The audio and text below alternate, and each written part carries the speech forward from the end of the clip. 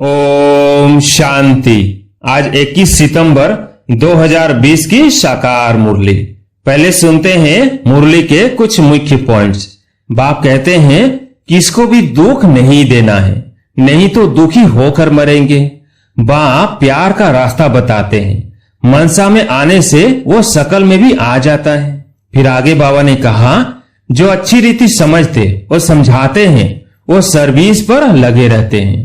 बाबा ने कहा यहाँ तुम बच्चों को शिक्षा मिलती है, कोई क्रोध करे तो तुम उन पर फूल चढ़ाओ, प्यार से समझाओ। यह भी एक भूत है, बहुत नुकसान कर देंगे। क्रोध कभी नहीं करना चाहिए। सिखलाने वाले में तो क्रोध बिल्कुल नहीं होना चाहिए। अब मुरली सुनते हैं विस्तार से। मीठे बच्चे, संगम पर तुम्हें प्यार का सागर बाप प्यार का ही बरसा देते हैं, इसलिए तुम सबको प्यार दो, गुस्सा मत करो। आज का प्रश्न, अपने रजिस्टर को ठीक रखने के लिए बाप ने तुम्हें कौन सा रास्ता बताया है? उत्तर, प्यार का ही रास्ता बाप तुम्हें बतलाते हैं, सीमत देते हैं। बच्चे, हर एक के साथ प्यार से चलो, किसी को भी दुख नहीं दो। कर्मेंद्रियों से कभी भी कोई उल्टा कर्म नहीं करो। सदा यही जांच करो कि मेरे में कोई आसुरी गुण तो नहीं है, मूढ़ी तो नहीं हूं, कोई बात में बिगड़ता तो नहीं हूं। आज का गीत है, यह वक्त जा रहा है। ओम शांति। मीठे मीठे रूहानी बच्चों ने गीत सुना। दिन प्रतिदिन अपना घर अथवा मंजिल नजदीक होती जाती है। अब जो कुछ सीमत कहती है उसमें गफलत न करो। बाप का डायरेक्शन मिलता है कि सबको मैसेज पहुंचाओ। बच्चे जानते हैं लाखों करोड़ों को यह मैसेज देना है। फिर कोई समय आ भी जाएंगे जब बहुत हो जाएंगे तो बहुतों को मैसेज देंगे। बाप का मैसेज मिलना तो सबको है। मैसेज है बहुत सहज, सिर्फ बोलो, अपने को आत्मा समझ बाप को याद करो। और कोई भी कर्मेंद्रियों से मनसा वाचा कर्मणा कोई बुरा काम नहीं करना है। पहले मनसा में आता है तब वाचा में आता है। अभी तुमको राइट रॉन्ग समझने की बुद्धि चाहिए। यह पुण्य का काम है, यह करना चाहिए। दिल में संकल्प आता है गुस्सा करे। अब बुद्धि तो मिली है, अगर गुस्सा करेंगे तो पाप बन जाएगा। बाप को याद करने से पुण्य आत्मा बन जाएंगे। ऐसे नहीं, अच्छा अभी हुआ फिर नहीं करेंगे। ऐसे फिर कहते रहने से आदत पड़ जाएगी। मनुष्य ऐसा कर्म करते हैं तो समझते हैं यह पाप नहीं है, विकार को पाप नहीं समझते हैं। अभी बाप ने बताया है यह बड़े से बड़ा पाप है, इन पर जीत पाना है। और सबको बाप का मैसेज देना है कि बाप कहते हैं मुझे याद करो, मौत सामने खड़ा है। जब कोई मरने पर होते हैं तो उनको कहते हैं गॉड फादर को याद करो, रिमेंबर गॉड फादर। वो समझते हैं यह गॉड फादर पास जाते हैं, परंतु वो लोग यह तो जानते नहीं कि गॉड फादर को याद करने से क्या होगा, कहां जाएंगे। आत्मा एक शरीर छोड़ दूसरा लेती है, गॉड फादर के पास तो कोई जा न सके। तो अब तुम बच्चों को अविनाशी बाप की अविनाशी याद चाहिए। जब तमो प्रधान दुखी बन जाते हैं तब तो एक दो को कहते हैं गॉड फादर को याद करो। सब आत्माएं एक दो को कहती है, कहती तो आत्मा है ना, ऐसे नहीं कि परमात्मा कहते हैं। आत्मा आत्मा को कहती है बाप को याद करो। यह एक कॉमन रस्म है। मरने समय ईश्वर को याद करते हैं, ईश्वर का डर रहता है। समझते हैं अच्छे व बुरे कर्मों का फल ईश्वर ही देते हैं। बुरा कर्म करेंगे तो ईश्वर धर्मराज द्वारा बहुत सजा देंगे, इसलिए डर रहता है। बरोबर कर्मों की भोगना तो होती है ना। तुम बच्चे अभी कर्म अकर्म विकर्म की गति को समझते हो, जानते हो यह कर्म अकर्म हुआ। याद में रह, जो कर्म करते हैं वो अच्छे करते हैं। रावण राज्य में मनुष्य बुरे कर्म ही करते हैं, राम राज्य में बुरा काम कभी होता नहीं। अब सीमत तो मिलती रहती है, कहां बुलावा होता है, यह करना चाहिए या नहीं करना चाहिए। हर बात में पूछते रहो। समझो कोई पुलिस की नौकरी करते हैं तो उन्हें भी कहा जाता, तुम पहले प्यार से समझाओ, सच्ची ना करे तो बाद में मार। प्यार से समझाने से हाथ आ सकते हैं, परंतु उस प्यार में भी योग बल भरा होगा तो उस प्यार की ताकत से कोई को भी समझाने से समझेंगे। यह तो जैसे ईश्वर समझाते हैं, तुम ईश्वर के बच्चे योगी हो ना, तुम्हारे में भी ईश्वरीय ताकत है। ईश्वर प्यार का सागर है, उनमें ताकत है ना। सबको बरसा देते हैं। तुम जानते हो स्वर्ग में प्यार बहुत होता है। अभी तुम प्यार का पूरा बरसा ले रहे हो। लेते लेते नंबरवार पुरुषार्थ करते करते प्यारे बन जाएंगे। बाप कहते हैं किसको भी दुख नहीं देना है, नहीं तो दुखी होकर मरेंगे। बाप प्यार का रास्ता बताते हैं। मनसा में आने से वह शकल में भी आ जाता है। कर्मेंद्रियों से कर लिया तो रजिस्टर खराब हो जाएगा। देवताओं की चाल चलन का गायन करते हैं ना, इसलिए बाबा कहते हैं देवताओं के पुजारियों को समझाओ। वो महिमा गाते हैं, आप सर्वगुण संपन्न 16 कला संपूर्ण हो, और अपनी चाल चलन भी सुनाते हैं। तो उनको समझाओ तुम ऐसे थे, अब नहीं हो, फिर होंगे जरूर। तुमको ऐसा देवता बनना है तो अपनी चाल ऐसी रखो तो तुम यह बन जाएंगे। अपनी जांच करनी है। हम संपूर्ण निर्विकारी हैं, हमारे में कोई आसुरी गुण तो नहीं है, कोई बात में बिगड़ता तो नहीं हूं, मूढ़ी तो नहीं बनता हूं। अनेक बार तुमने पुरुषार्थ किया है। बाप कहते हैं तुमको ऐसा बनना है। बनाने वाला भी हाजिर है। कहते हैं कल्प कल्प तुमको ऐसा बनाता हूं। कल्प पहले जिन्होंने ज्ञान लिया है वह जरूर आकर लेंगे। पुरुषार्थ भी कराया जाता है और बेफिक्र भी रहते हैं। ड्रामा की नूंद ऐसी है। कोई कहते हैं ड्रामा में नूंद होगी तो जरूर करेंगे। अच्छा चाट होगा तो ड्रामा कराएगा। समझा जाता है उनकी तकदीर में नहीं है। पहले पहले भी एक ऐसे बिगड़ा था, तकदीर में नहीं था, बोला ड्रामा में होगा तो ड्रामा हमको पुरुषार्थ कराएगा, बस छोड़ दिया। ऐसे तुमको भी बहुत मिलते हैं। तुम्हारा एम ऑब्जेक्ट तो यह खड़ा है, बैज तो तुम्हारे पास है। जैसे अपना पोतामेल देखते हो तो बैज को भी देखो, अपनी चाल चलन को भी देखो। कभी भी क्रिमिनल आंखें न हो, मुख से कोई इविल बात न निकले। इविल बोलने वाला ही नहीं होगा तो कान सुनेंगे कैसे। सतयुग में सब दैवी गुण वाले होते हैं, इविल कोई बात नहीं। इन्होंने भी प्रारब्ध बाप द्वारा ही पाई है। यह तो सबको बोलो बाप को याद करो तो विकर्म विनाश हो जाएंगे। इसमें नुकसान की कोई बात नहीं है। संस्कार आत्मा ले जाती है। सन्यासी होगा तो फिर सन्यास धर्म में आ जाएगा। झाड़ तो उनका बढ़ता रहता है ना।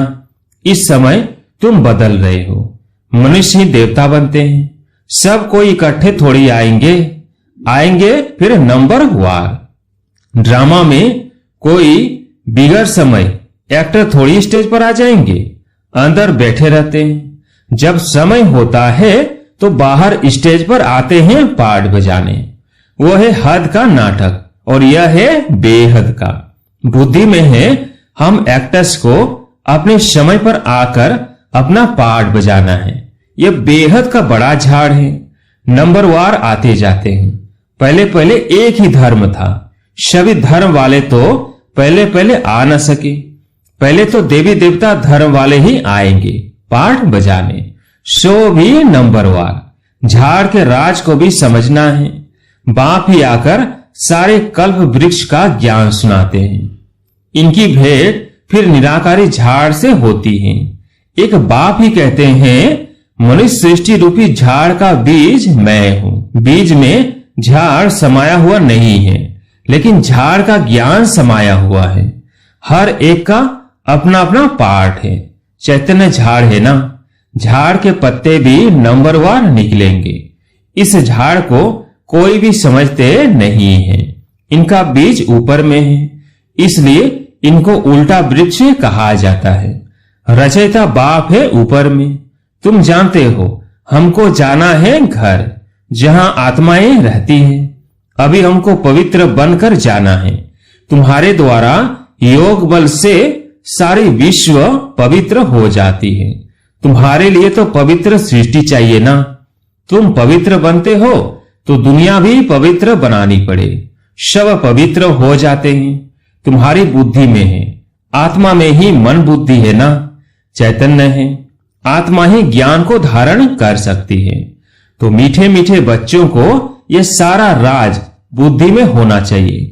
कैसे हम पुनर्जन्म लेते हैं।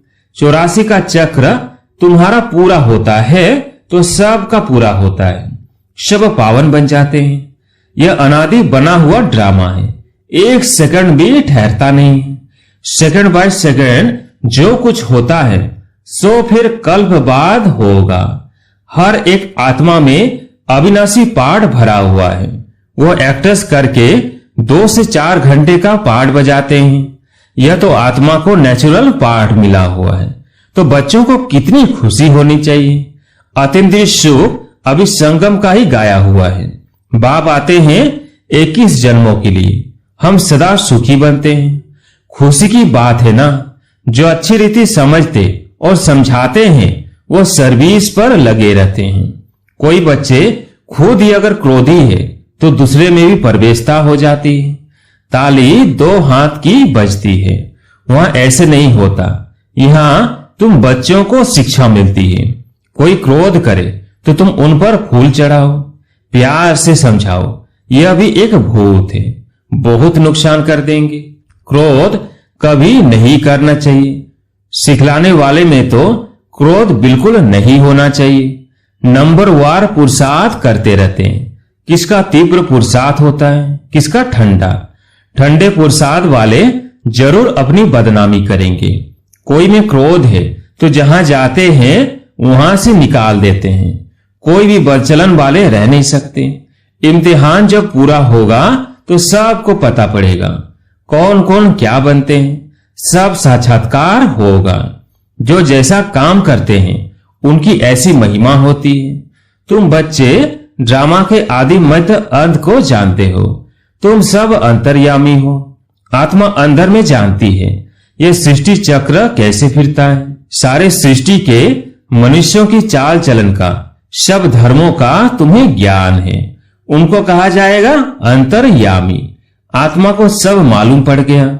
ऐसे नहीं, भगवान घट घट वासी है। उनको जानने की क्या दरकार है।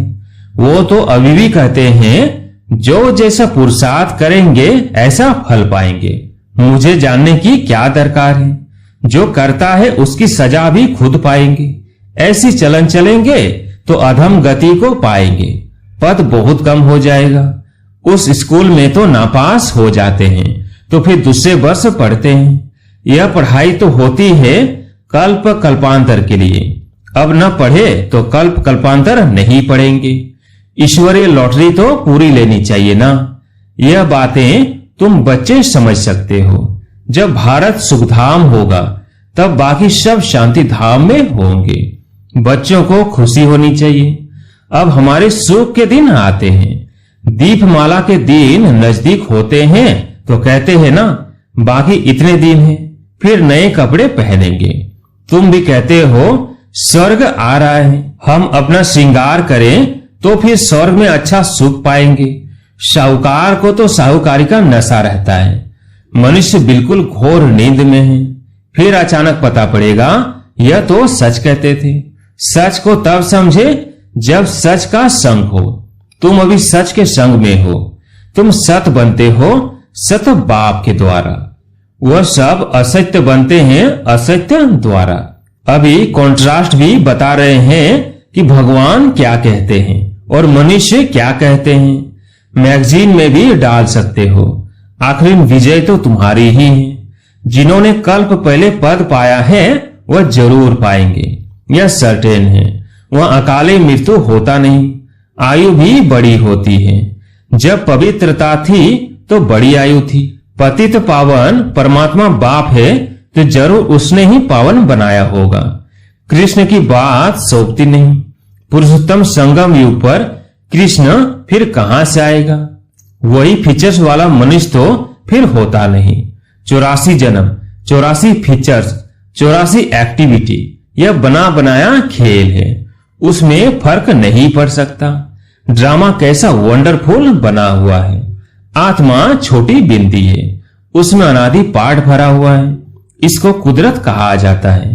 मनुष्य सुनकर वंडर खाएंगे, परंतु पहले तो यह पैगाम देना है कि बाप को याद करो, वही पतित पावन है, सर्व का सद्गति दाता है।